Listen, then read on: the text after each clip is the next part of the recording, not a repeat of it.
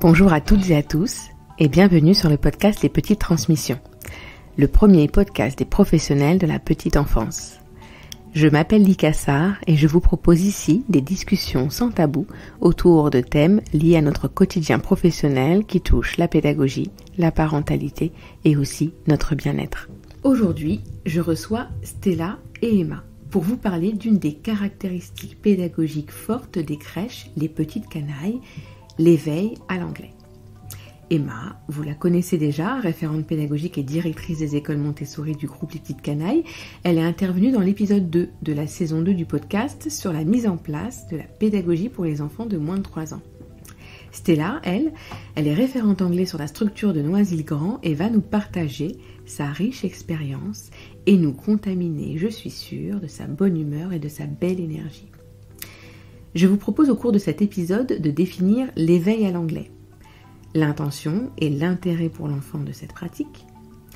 Nous verrons aussi comment la proposer concrètement en crèche et nous identifierons les postures adaptées pour l'incarner le plus naturellement possible au quotidien. J'imagine que vous nous suivez déjà sur les différents réseaux sociaux. Si ce n'est pas le cas, je vous y attends pour répondre à vos questions et peut-être nous partager votre expérience sur cette pratique pas si répandue que ça. Je vous souhaite une belle écoute. À très vite. Je suis trop contente de pouvoir vous accueillir toutes les deux aujourd'hui pour parler de ce sujet de l'éveil à l'anglais au sein des crèches. Et peut-être pour commencer, Stella, est-ce que tu veux bien te présenter ? Bonjour d'abord, je suis Stella. Ça fait 5 ans que je travaille dans la petite enfance et à peu près maintenant 2 ans que je suis avec les petites canailles. Je viens d'Allemagne et quand je suis venue ici en France, je voulais travailler au sein des enfants. Du coup, j'avais fait mon CAP petite enfance et dès que j'avais fini, je commençais de travailler dans une petite crèche à Paris. Et depuis mon déroulement, ça se passe très bien dans les petites canailles. Ok, super. Tu auras l'occasion peut-être de nous en parler un peu plus, notamment dans la mise en place de ce projet-là. Merci en tout cas pour ta présence. Emma, pas la première fois pour le podcast Les Petites Transmissions. Est-ce que je te laisse te représenter, s'il te plaît ? Bonjour Lika, bonjour Stella. Donc moi je suis Emma Laporte. Je suis directrice des 2 écoles maternelles Montessori bilingues et je suis aussi en charge de tout ce qui est partie Montessori et pôle pédagogique réseau, ainsi que de la familiarisation avec l'anglais, c'est-à-dire l'éveil à l'anglais au sein des crèches. Super. Merci. Donc aujourd'hui, comme je disais en introduction, l'idée c'était de pouvoir discuter autour du projet d'éveil à l'anglais. C'est quelque chose qui n'est pas très courant, qui peut être questionné, en tout cas on le voit par les professionnels qui intègrent les structures. Il y a parfois une confusion avec le bilinguisme qu'on peut observer notamment dans les écoles Montessori bilingues. Et donc l'idée aujourd'hui c'était peut-être de faire le tour de la question, de comprendre comment ça se passe concrètement sur le terrain et c'est pour ça que ta présence là est très précieuse. Peut-être pour commencer, Emma, est-ce que tu peux nous dire ce qu'on appelle l'éveil à l'anglais en crèche ?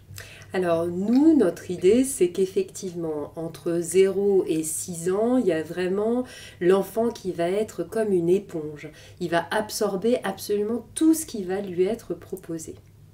Entre 0 et 3 ans, il y a vraiment une grosse explosion du langage et nous, on a envie d'utiliser ce moment pour proposer de l'anglais, comme de l'éveil à une langue et que l'enfant puisse absorber tout ce qu'on va lui proposer.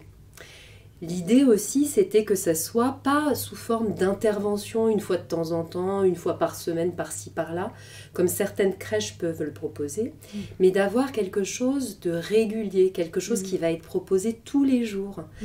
Comme ça, les enfants, en fait, ça leur permet d'avoir ce côté naturel et spontané, et pas comme un cours, parce qu'entre 0 et 3 ans, le cours, ça n'aurait pas de sens. Ouais. Et donc, à partir de là, on a commencé à réfléchir en se disant comment on va pouvoir faire pour avoir quelque chose de régulier au sein de nos crèches et le proposer pour que les enfants se familiarisent et que ça soit comme une graine qu'on sème. Donc, on n'est pas dans une attente de bilinguisme, mais plutôt dans une idée de on propose, ça constitue un répertoire de sons qui sera après utilisé par la suite. Ouais. On le verra peut-être tout à l'heure dans le comment ça se passe concrètement, et notamment avec Stella, mais effectivement, quand on parle d'éveil à l'anglais, c'est pas du bilinguisme. La différence, elle se situe où ? Rapidement, peut-être sans... Alors, en fait, pour nous, aux Petites Canailles, la différence entre bilinguisme et éveil à l'anglais, c'est vraiment... Le bilinguisme, c'est sur la totalité de la journée, tous les jours. Et on va avoir une référente anglophone tout le temps. Au moins une, d'ailleurs, parce que c'est mieux d'en avoir plusieurs dans un même espace. Bien sûr, oui, tout à fait, pour permettre, en fait, effectivement, les échanges. L'éveil, ça va être plus régulier, parce que c'est vraiment notre souhait d'avoir quelque chose tous les jours, mais pas forcément sur la journée continue. Oui, ok. Et on verra peut-être tout à l'heure, justement, sur comment ça se passe concrètement. Mais la différence, elle se situe là, c'est par rapport au fait que la personne identifiée référent anglais, elle va, dans le cadre d'un bilinguisme, parler toute la journée en anglais, proposer uniquement ce mode d'interaction. Ok, on y reviendra sans doute. Juste, on y a un peu répondu, mais c'est quoi l'intérêt pour l'enfant à ce moment-là ? Et en quoi de proposer l'éveil à l'anglais avant 3 ans, c'est un plus pour l'enfant ? C'est ce que je te disais tout à l'heure, il y a une sorte de plasticité cérébrale entre 0 et 6 ans, entre 0 et 3 ans, il y a une explosion du langage. Ouais. Nous, on veut profiter de ce moment-là pour proposer l'éveil à l'anglais, et puis finalement, ça serait l'éveil aux langues de manière générale. Oui. Est-ce que c'est comme finalement le même accompagnement de la synonymie, en fait, de fait que 2 mots peuvent dire la même chose, mais ils sont compris dès l'instant où ils sont exprimés dans le bon contexte. Là, c'est un petit peu pareil. C'est exactement ça. Exactement la même chose. Et en fait, l'enfant, il va se nourrir de tout ce qu'on va lui proposer, un peu comme toutes les expériences qu'on va pouvoir proposer au sein des espaces. Il se nourrit de ça. Donc, c'est pas uniquement les langues, c'est aussi les expériences avec sensorielles de tout ce qui est proposé dans un espace de vie de crèche. Et donc, nous, on veut proposer une multitude d'expériences adaptées au stade de développement pour que l'enfant puisse s'en saisir. Et après, ça germera.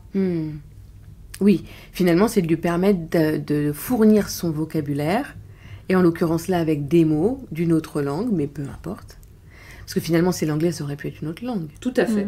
C'est pas, il n'y a pas du tout de hiérarchisation, je dirais, des langues à apporter. Il se trouve que les Petites Canailles ont fait le choix de l'anglais parce que effectivement, c'est une langue qui est utilisée internationalement et que donc ça a du sens aussi pour les parents. Ok. L'intérêt, c'est d'amener de sonorités nouvelles. C'est une forme d'ouverture sur le monde. Tout à fait. Et puis peut-être de diminuer les appréhensions. Combien d'adultes on rencontre si on switch directement dans une autre langue, ils vont dire « Ah non, mais je parle pas ». Alors, l'exemple le plus flagrant, c'est parfois, moi je peux dire « Hello ». Et on me dit « Non, je parle pas anglais ». La peur. En fait, hello, en principe... je veux dire, je pense que tout le monde comprend hello, même si on ne parle pas anglais. Ça peut être effrayant. Et il y a quelque chose d'effrayant. Donc l'idée aussi, c'est d'ouvrir les enfants à d'autres langues, d'autres sonorités, et se dire qu'en fait, ça ne fait pas si peur que ça. C'était là, tu étais OK avec ça. Moi, quand je suis venue d'Allemagne ici en France, je ne parlais pas encore le français. Du coup, moi, je me rappelle totalement quand je suis venue, les gens, ils étaient tout de suite « Ah non, je ne comprends pas, faut parler en français ». Et moi, du coup, c'était très difficile parce que les gens, ils n'ont même pas essayé d'essayer un peu de m'aider. Juste avoir un petit échange. Et du coup, c'est ça aussi qui m'a forcé vraiment d'apprendre le français parce que j'ai vu... avec l'anglais, c'était trop compliqué. Les gens, tout de suite, c'était vraiment « Ah non, on ne parle pas, on ne comprend pas. » Et le sujet était fini. Après, Et toi, du coup, j'imagine que tu parles l'allemand aussi. Oui, Ouais, oui, tu parles totalement. allemand, anglais.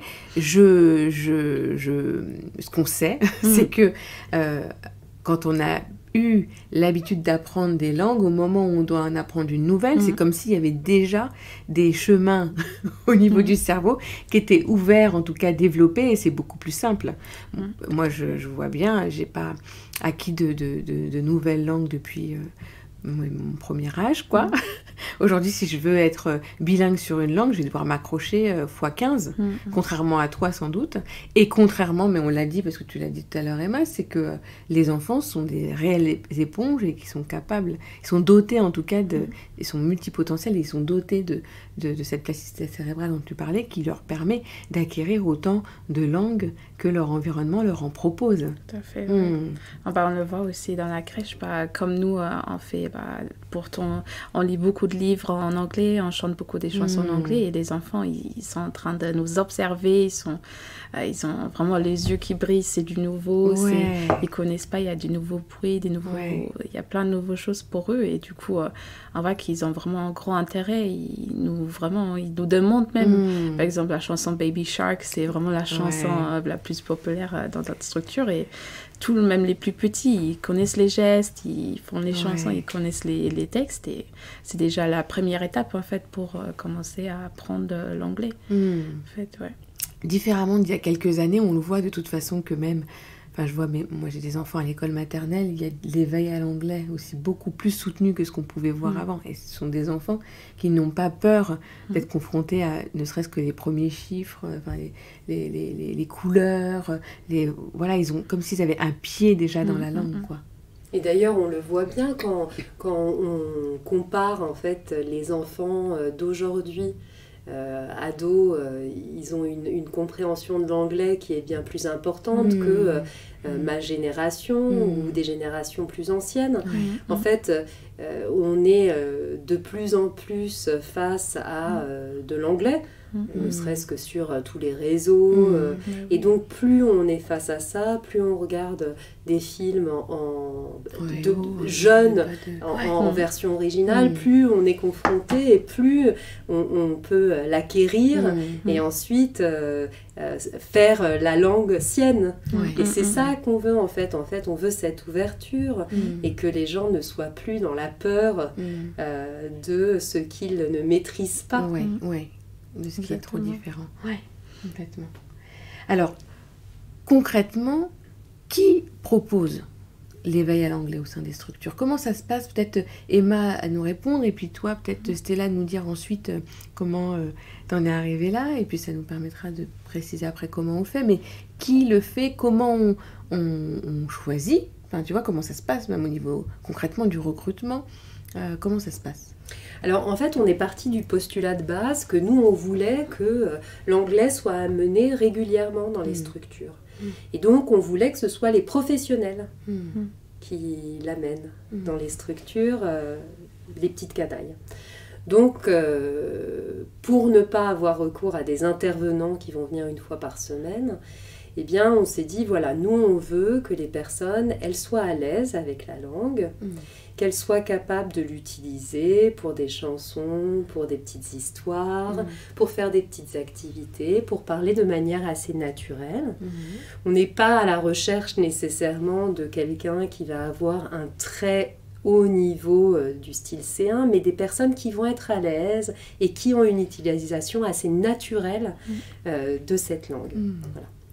Donc, au niveau du processus, en fait, on évalue le niveau, on évalue par un rapide échange comment la personne utilise l'anglais, et puis à partir de là, on se dit, ok, elle est à l'aise ou il est à l'aise, il est en capacité ou elle est en capacité d'utiliser régulièrement, ça va pas lui coûter trop, et ça va être un vrai... Parce qu'en fait, si on aime la langue, on peut la transmettre. Si c'est trop compliqué pour nous, c'est pas possible. C'est trop difficile de la transmettre. Donc il y a quelque chose de cet ordre-là. Et donc c'est pour ça qu'on est arrivé au fur et à mesure à avoir un certain nombre de référentes anglais, parce qu'en fait on avait finalement des personnes qui avaient envie de l'utiliser et qui avaient des compétences qui leur donnait la possibilité de parler en anglais avec les enfants. Ouais. Oui, ça me fait revenir à cette histoire de bilinguisme. Mais on voit bien, même au sein des familles, pour en avoir accompagné quelques-uns, les parents qui veulent amener l'anglais juste parce qu'ils savent que c'est bien, ils le font parfois d'une façon un peu pas très cohérente, parce qu'avec une certaine maladresse, enfin une non-maîtrise pour eux, enfin ça me fait penser à certains cas, alors que là l'idée c'est de transmettre avec envie, dans une ambiance où on a du plaisir, parce que finalement ce qu'on veut c'est transmettre le plaisir de parler, d'utiliser ces mots, c'est ça. Oui, donc tout à fait. Ok, donc en tout cas dans le recrutement il y a quelque chose de volontaire, bien sûr. Bien sûr. Et puis après de compris dans l'énergie que ça va demander, parce que dans le comment on en reparle, mais ça demande une régularité, hein, c'est comme une sorte d'engagement. Oui, ça c'est vraiment un engagement, et on demande aux professionnels d'être proactifs, c'est-à-dire de vraiment avoir cette English time tous les jours, de le proposer aux enfants, de réfléchir à comment le proposer, comment adapter. Alors on échange et on se donne des tips, des petites astuces entre nous pour pouvoir avoir plus de livres, des livres adaptés, des chansons adaptées quand on n'y a pas pensé. Mais l'idée, c'est quand même que les personnes référentes soient proactives et se disent « Ok, comment je peux amener ça? Est-ce que ça serait intéressant? Qu'est-ce que je peux travailler? Qu'est-ce que j'ai envie de chanter? Etc. etc. » Oui, ok. Stella, comment ça se passe pour toi? Alors concrètement, comment ça s'est passé cette proposition, je dirais, de posture, cette proposition de référence, parce que tu deviens référente anglais, c'est ça Oui, ça fait, depuis que je suis chez les Petits Canailles, ça fait 2 ans que je suis aussi la référente anglais dans notre structure. Et au début, ça commençait juste par des petits mots, des petits vocabulaires, par exemple, autour de la journée, it's lunchtime, we're gonna sit down. Vraiment des phrases simples et des petits vocabulaires dans la journée. Et puis les enfants, au bout d'un moment, ils ont commencé à répéter les mots, lunch, ou we're gonna eat.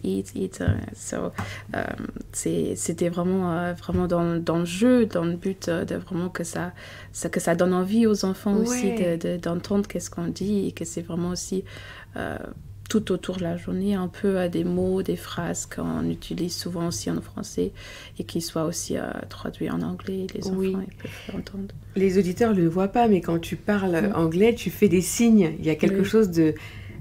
Quand on le présente aux enfants, qui est souhaité de théâtraliser, comme tu dis Emma, mais c'est de pouvoir montrer, contextualiser le mot pour qu'ils le comprennent et désigner lunchtime quand le repas arrive, quand on va s'asseoir, c'est ça qui est oui, c'est vraiment dans les situations comme ça, c'est pas vraiment le vocabulaire il était juste appris comme ça dans la journée, non, c'est vraiment dans les situations précises, et comme ça l'enfant aussi il va les connecter à ces situations et c'est plus facile aussi pour eux de répéter ces mots. Complètement. Hier, une professionnelle, on est passé sur une crèche avec Emma, nous demandait, ou en tout cas avait identifié que l'éveil à l'anglais, c'est pas donner un mot en anglais et derrière le traduire en français. Parce que c'est vraiment pas cette posture, cette intention de donner un cours de traduction, mais c'est vraiment d'incarner pleinement, autant de fois que nécessaire, dans un contexte juste,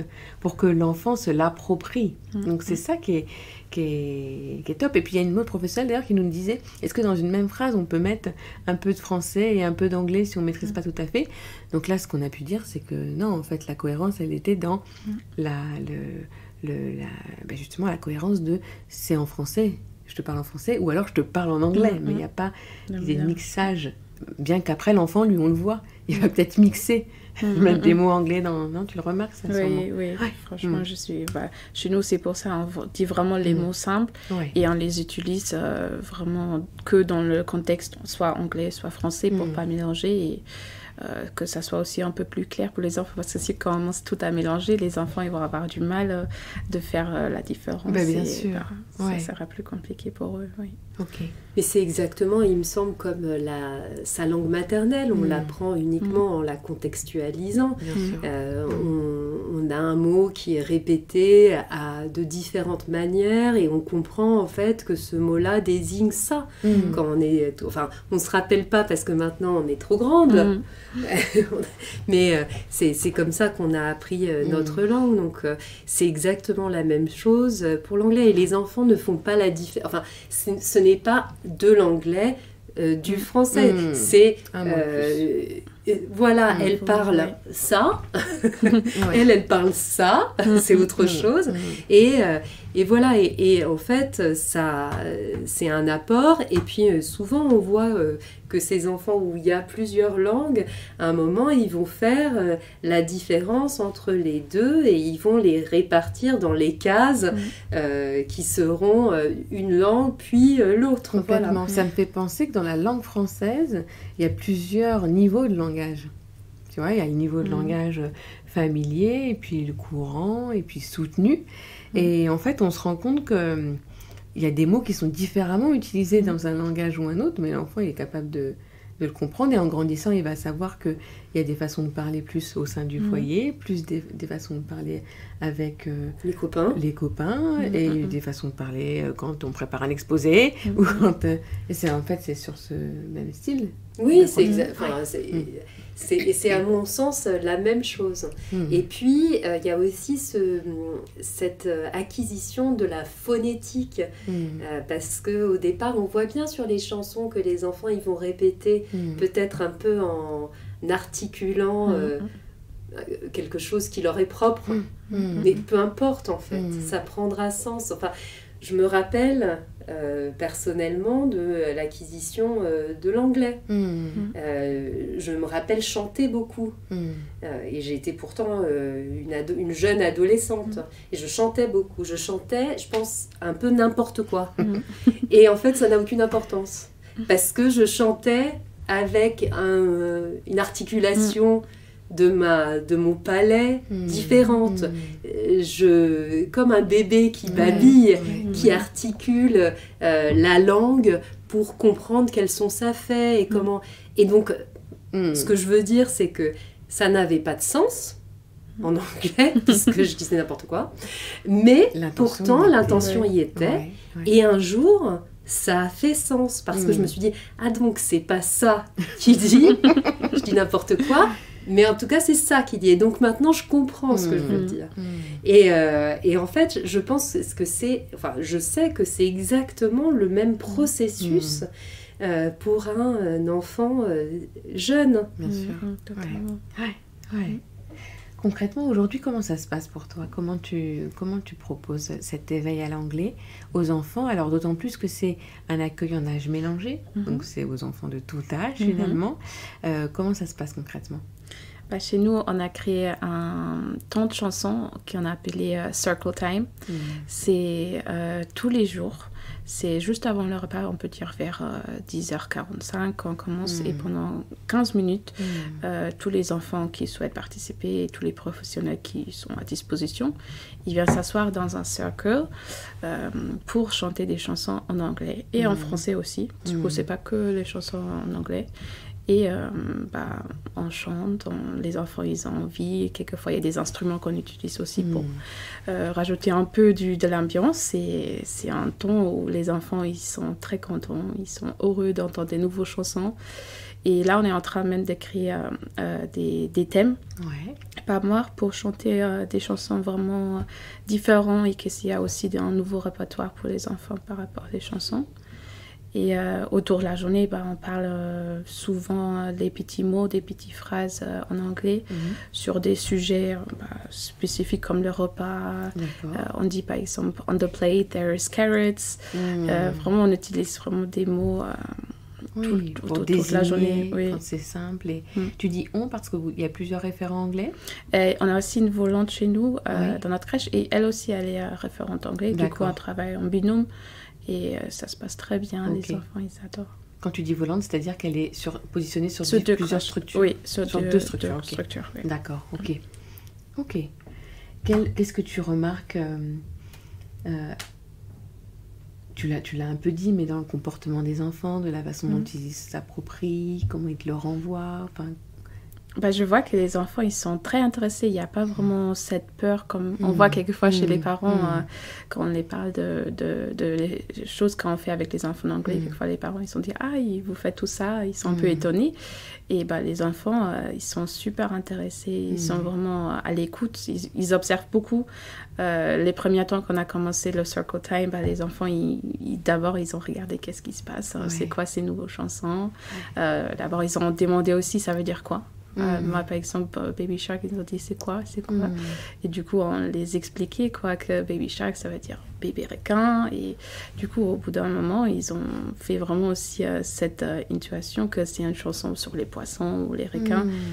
Et oui, vraiment, ça se passe très bien. Ils sont super intéressés. Ils sont vraiment dans la découverte. On voit qu'ils ont envie d'apprendre. Et c'est pas forcément qu'ils vont dire des mots tous les jours, mais on voit l'évolution aussi. Au bout d'un moment, ils vont répéter les choses. Et c'est ça qui est vraiment bien à voir. Oui, quand je te demande comment ils s'approprient, c'est sûr que je garde en tête, et tu le traduis très bien, c'est qu'il n'y a pas d'objectif. Il n'y a pas de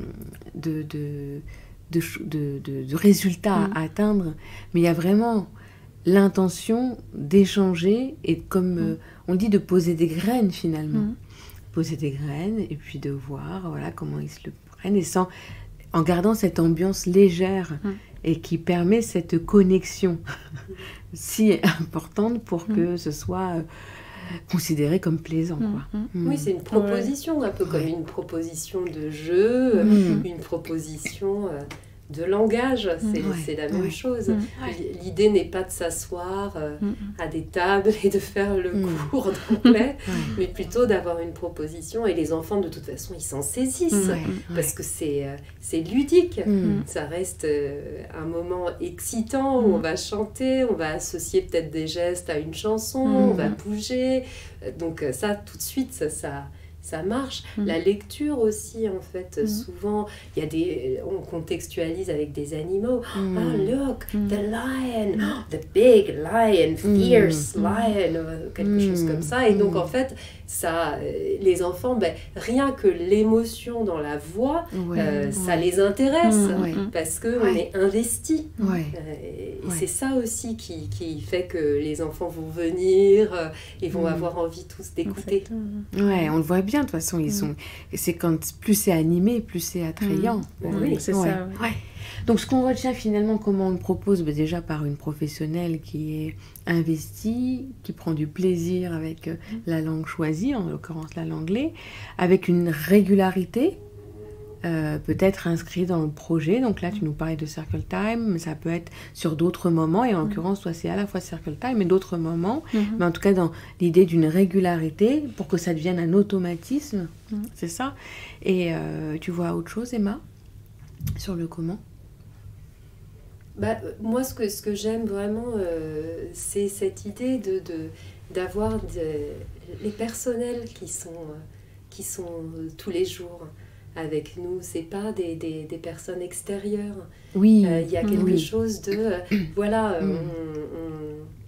a envie que les personnes qui travaillent dans les crèches soient là. Avec qui on a un lien du quotidien. Ça, c'est important pour...